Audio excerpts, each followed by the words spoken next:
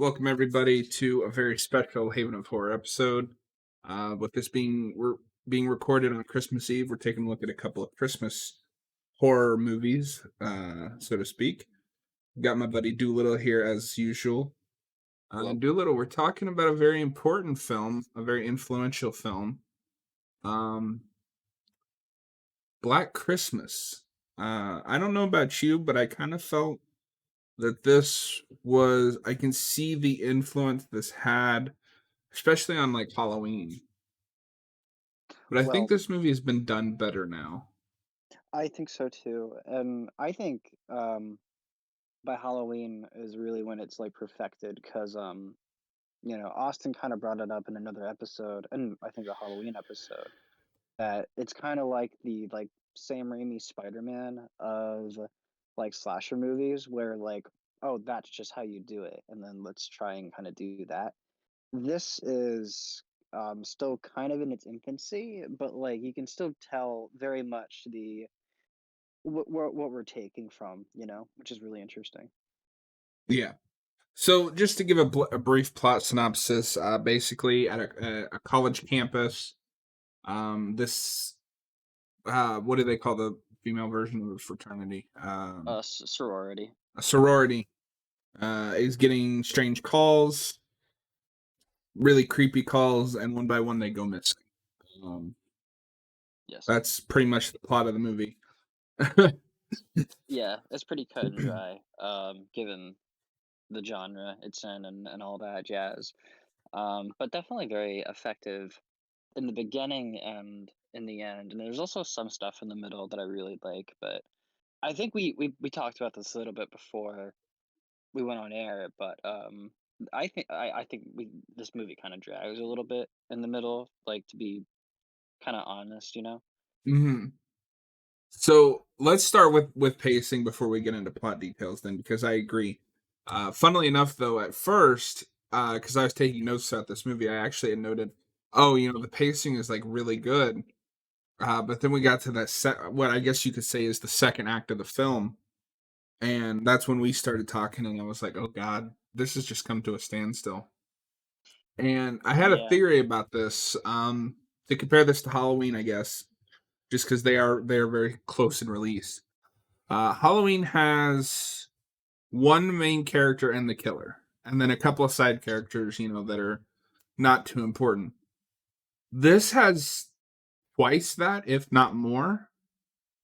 And I think Hmm. the problem with the pacing is you gotta check in with the sorority, you gotta check in with the police officers, you gotta check in with this character and that character. So it's all over the place, and none of the plots really get enough time to breathe, or one of them isn't as interesting as the other.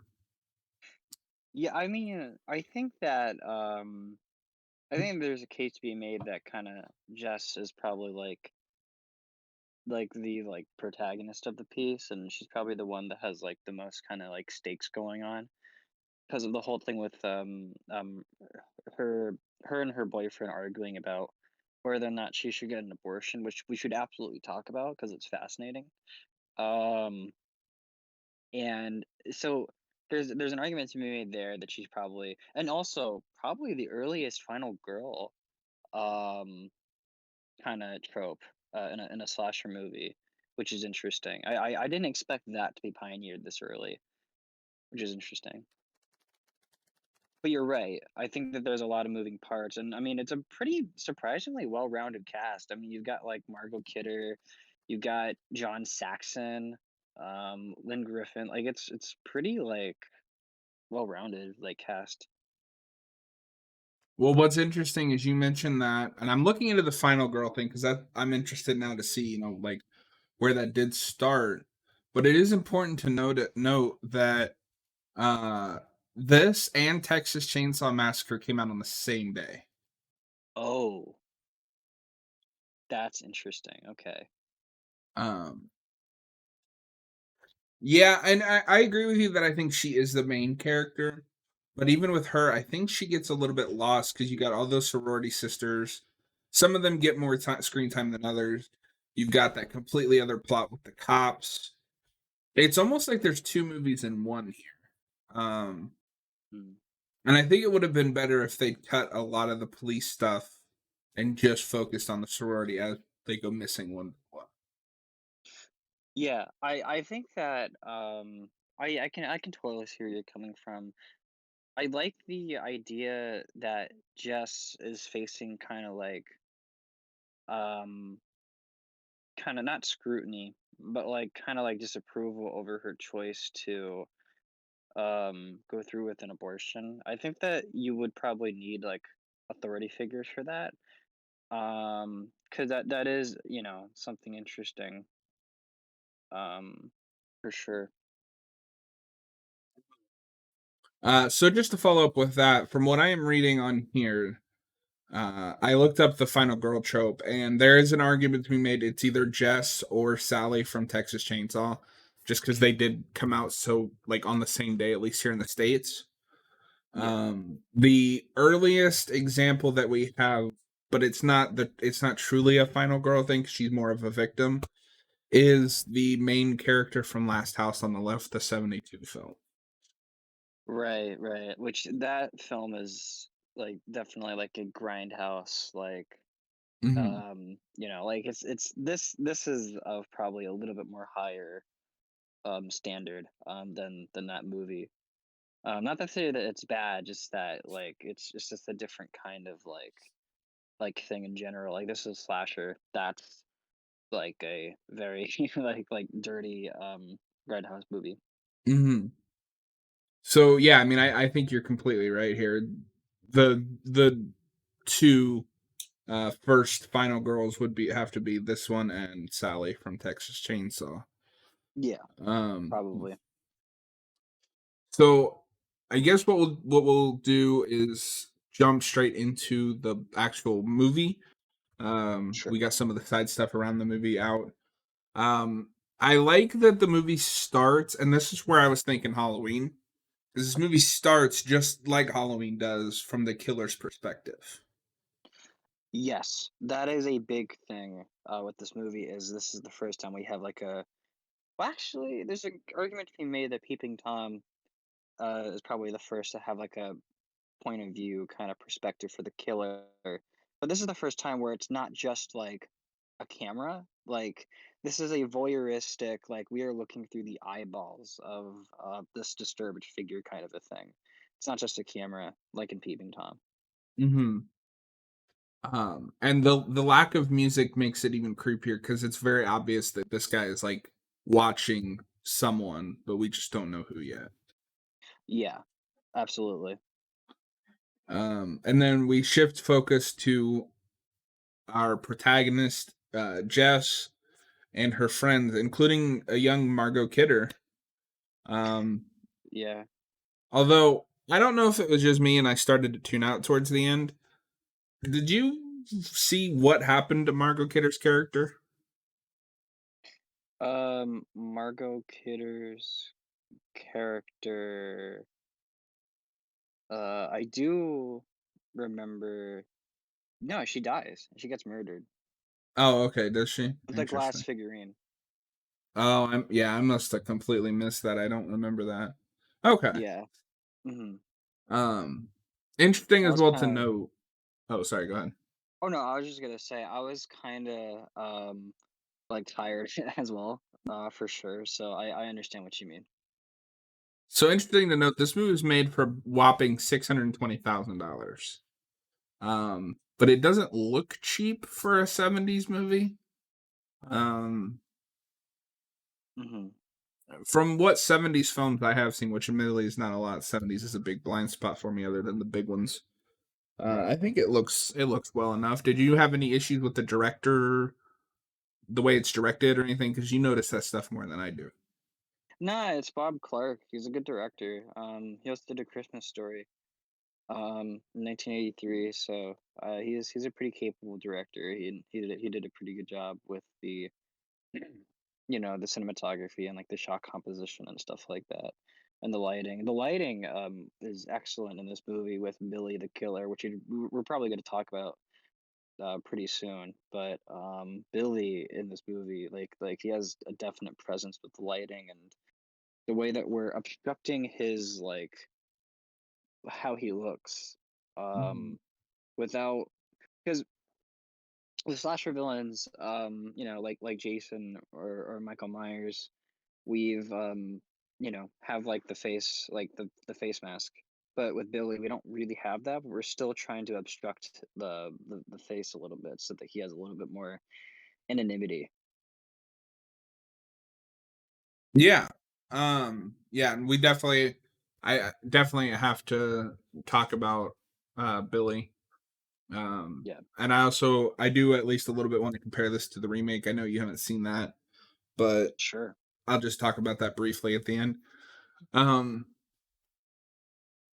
the noises that come out of the phone when they answer are fucking terrifying.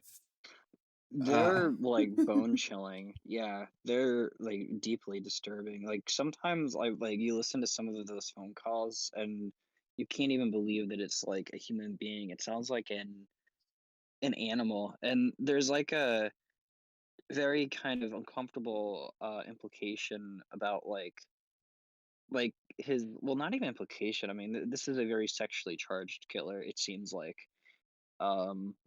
Which just adds an extra layer of like, oh god, that's so disturbing kind of a thing. mhm.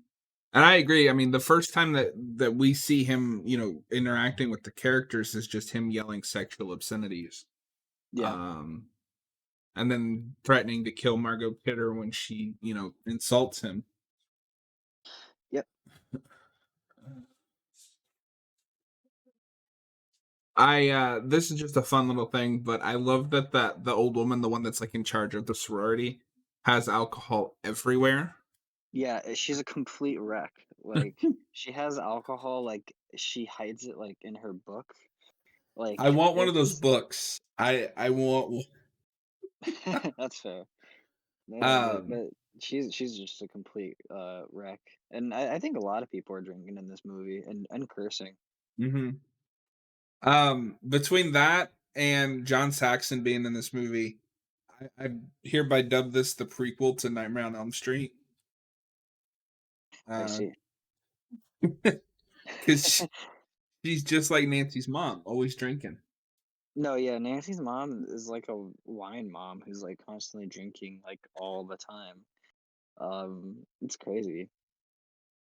Um, we'll get into the abortion conversation because I think that's the big thing that's interesting with this movie, other than the killer.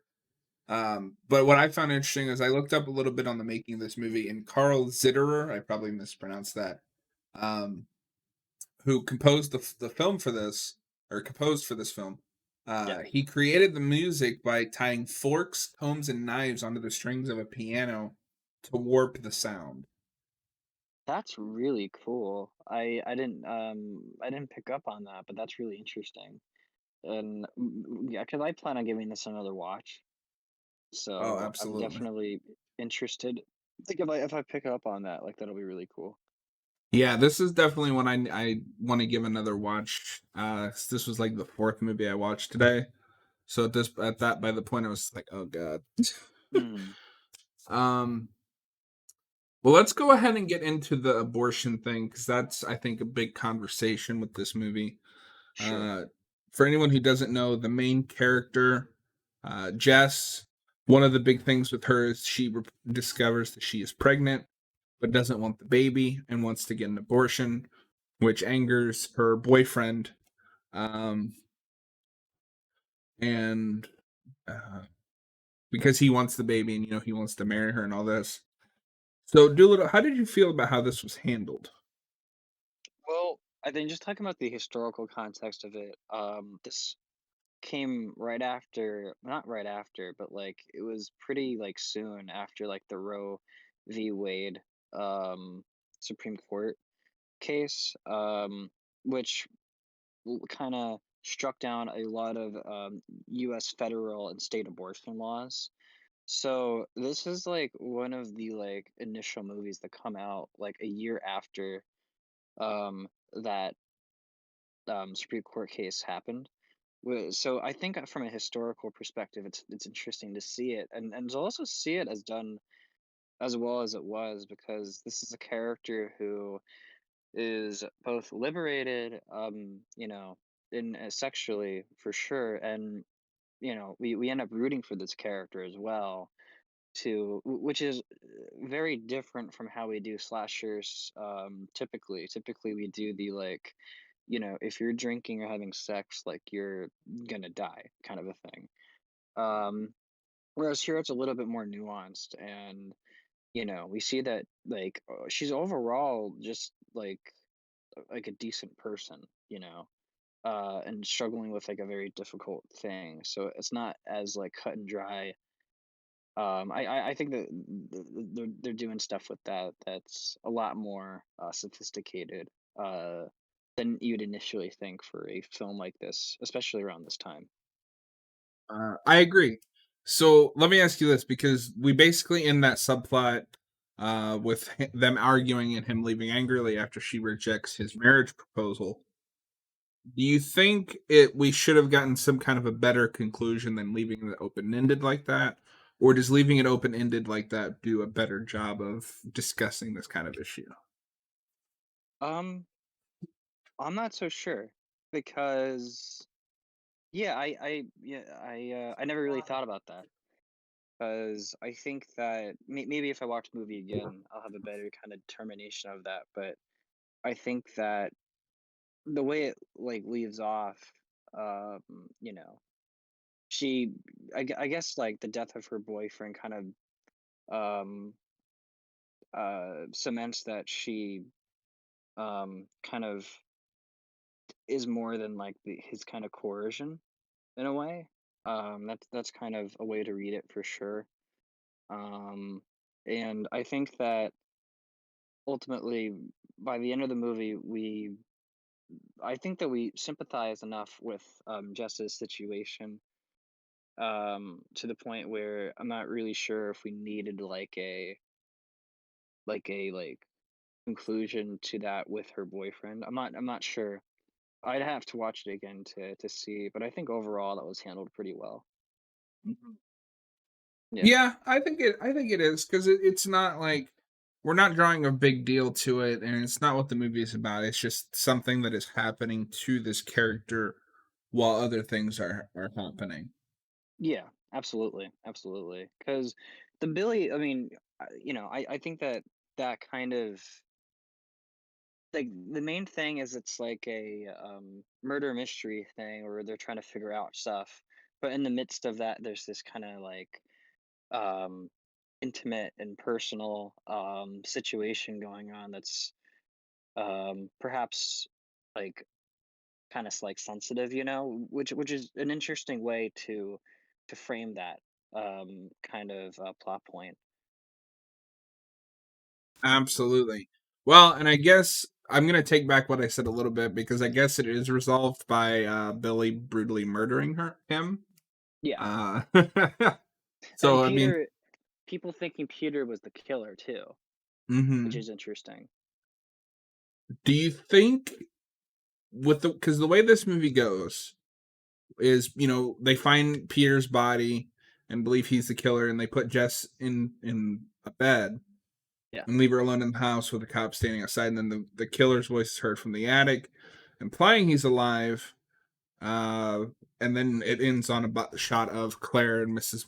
McHenry as the telephone begins to ring. Do you think Peter was involved with this in any way, or is it a frame job? No, I don't think Peter was involved in it. I think that Billy being alive at the end with I think that's supposed to be like an ambiguity as to whether or not Jess um will die or not after the film. So that's kind of like the open-ended thing with it. But no, I never really thought about that. Um I'm surprised this never got a sequel, because it made like 4 million. so it's funny you mentioned that because Bob Clark joked, I think, with John Carpenter. Because John Carpenter was a huge fan of Hollow. No, jeez, John Carpenter was a huge fan of Black Christmas, and Mhm. he asked Bob Clark, "Hey, if you made a sequel to Black Christmas, what would it be called?"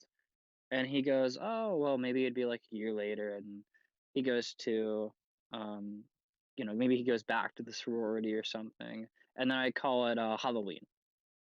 And then John Carpenter made Halloween, but I don't think that was a that well because also John Carpenter's movie was called The Babysitter Murders, so it definitely wasn't like a ripoff in any way. Like that wasn't deliberate, but it is funny that that was a thing talked about or considered.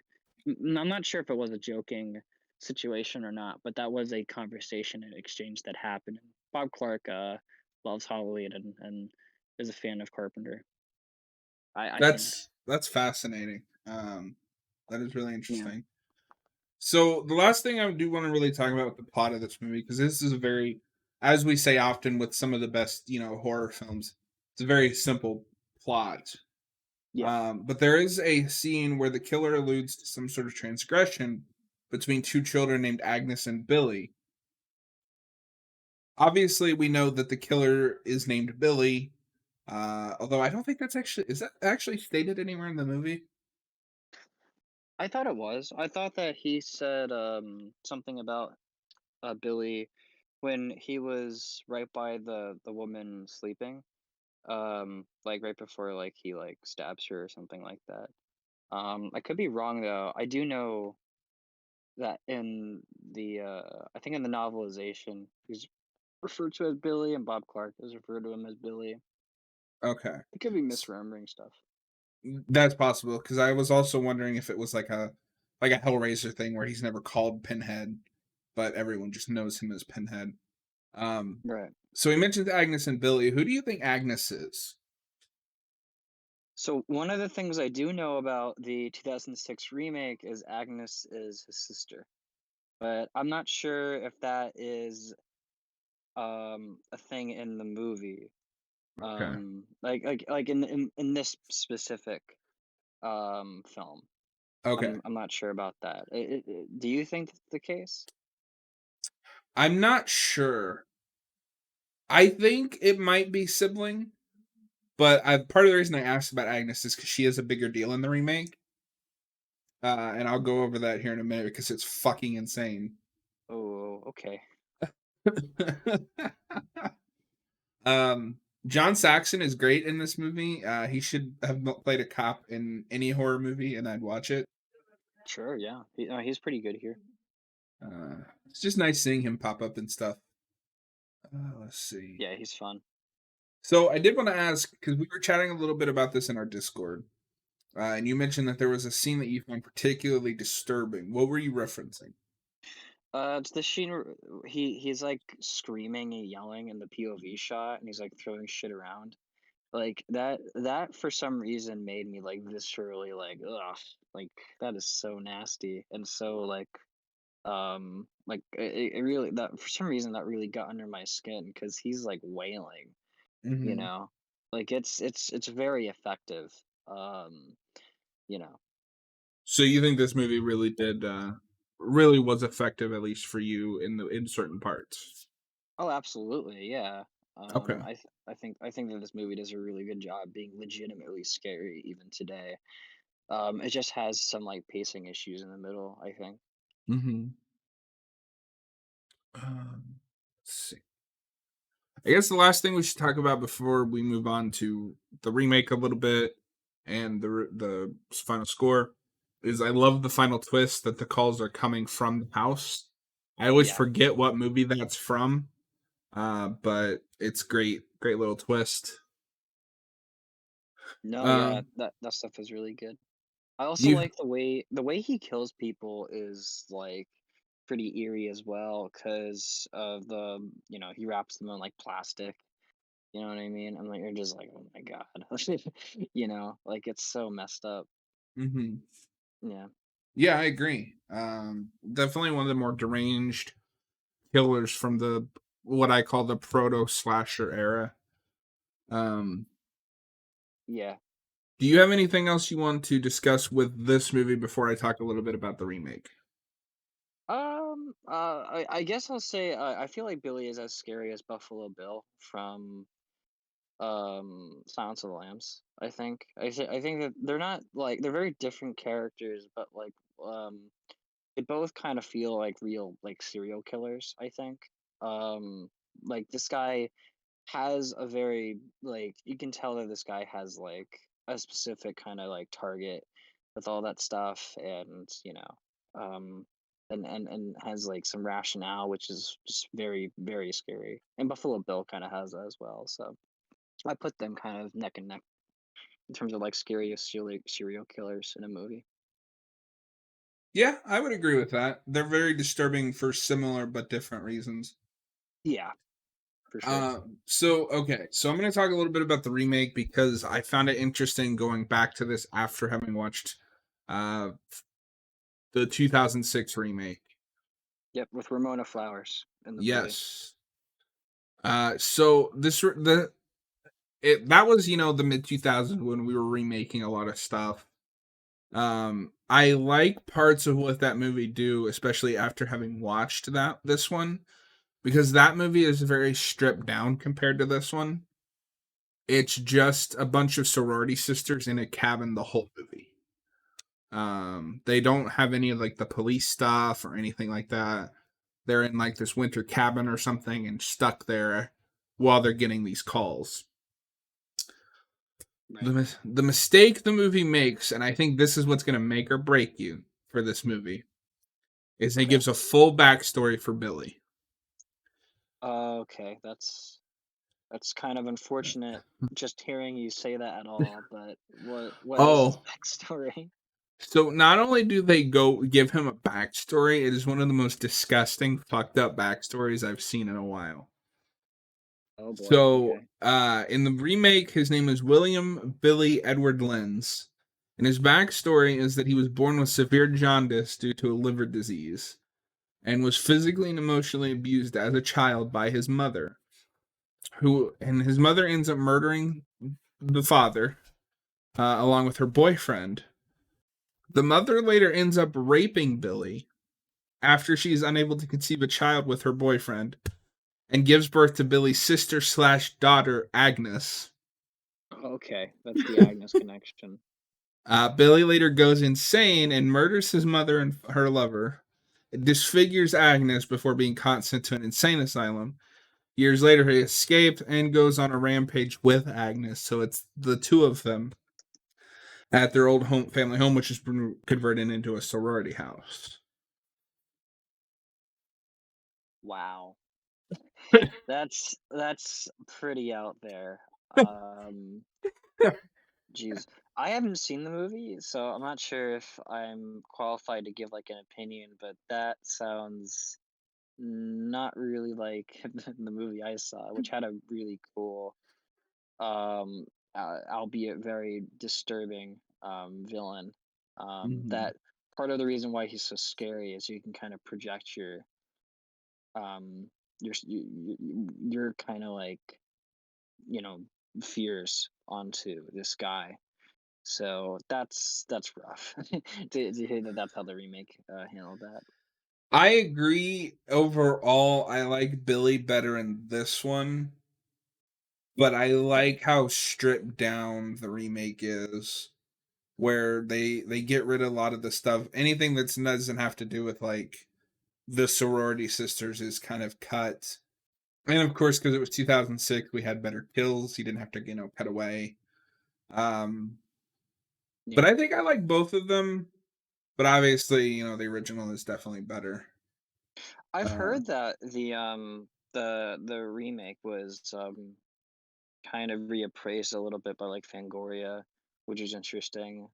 mhm. Um that movie did not have a very good reception. Part of the reason why I didn't see it actually is because it had a pretty miserable kind of critical reception. I think even commercial reception. I don't think it did very well at the box office.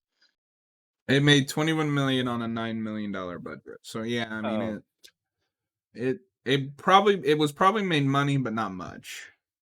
okay. All right. However, I do have to commend if there's one thing that I think would bring me back to this movie, maybe over the original, is the cast. Because you got Katie Cassidy, Michelle Yes. Trachtenberg, Mary Elizabeth Winstead. Um, and one of the Lacey actresses Chabert. from the original was, Oh, Andrea Martin. yeah, I think that's who it was. Oh, is she like similar to like the older sorority woman in the first movie? Like, is she taking that roles over? She is kind of, but she's the older sibling of one of the sisters who comes to check Oh, on her sister and just happens to get stuck in it. okay, that's cool. Yeah. So that movie Um, is kind of doing that early 2000s thing where if we remade a movie, we take the basic premise, like in this one, a bunch of sisters in a house, and do our own thing with it. yeah. Um, I know that Lacey Chabert is in Black Christmas, and she's the voice actress for Gwen Stacy in the Spectacular Spider-Man animated series, which is pretty cool. oh, interesting. My She's favorite also voice been of in Gwen. 27 Hallmark movies. Oh, okay. How embarrassing. I don't know anything about that. Yeah, I don't know. Those never seem like my kind of things. I see. Um, but yeah, and then I haven't seen the 2019 remake. Just everything about that seemed embarrassing. I heard about it and I was like, I don't need to. I don't know. I don't really need to see that if I don't want to. So I What didn't really feel the was need to. While I was doing some research, uh, like trying to get pictures and stuff for thumbnails and shit, I found like this banner for the remake, the new remake, because we keep trying. Um, and the Right. tagline is "Slay, comma girls," and I went, "Oh my god." Oh, okay. So they're saying like slay like the okay, because that's doing like a couple things at once. There's the Christmas sleigh, and then there is like slay like oh that's I think that's Mm, like it's like internet slang. A lot of people my age used that a couple years back. I'm not sure anymore though. Um, and then slay because also you get slain when you get killed. And it's a slasher thing, right? So it's mhm. probably doing three of those things, and yeah, whatever. And it's rated PG-13, so That's unfortunate. yeah. That might also be part of why the '06 one's been reevaluated, right? If you don't like Hmm. the 2019 one, you're gonna go back to maybe the 2006 one and be like, oh, this isn't as bad as I remember. Yeah, Um, because I do fully believe that a bad sequel or bad remake can make a bad previous movie look better. I think that's been done before. Hmm. Yeah, for sure. Yeah, so I'm gonna give this a 3.5. The original. I respect this movie, but yeah, it's not one I would willingly put on every year, like say Gremlins or something, which we'll be talking about later. Sure, yeah, and I probably will not be talking about that much, because I have not seen it. But or no, I've seen it. I just not recently. Um, but yeah, I'm gonna give this a 4 out of 5. Well, Yeah, because I liked a lot of stuff about it. Just the pacing kind of brings it down just like a bit. oh, final thing I want to point out as well, because I fucking love this since we're talking about taglines. The picture I'm using for the actual video is the cover of the movie, and apparently the tagline is if this movie doesn't make your skin crawl, it's on too tight. Hey man, they're not wrong. There is some stuff in this movie that definitely made my skin crawl and also made me jump out of my seat. So that was pretty impressive. Absolutely. Well, Doolittle, I appreciate you hanging out and talking this movie with me. I'm not Yeah, sure what we'll be doing next week, but later we'll be recording a Gremlins review. We're just waiting for the late ghost. And thanks for hanging out, man. absolutely. Take care. Yeah.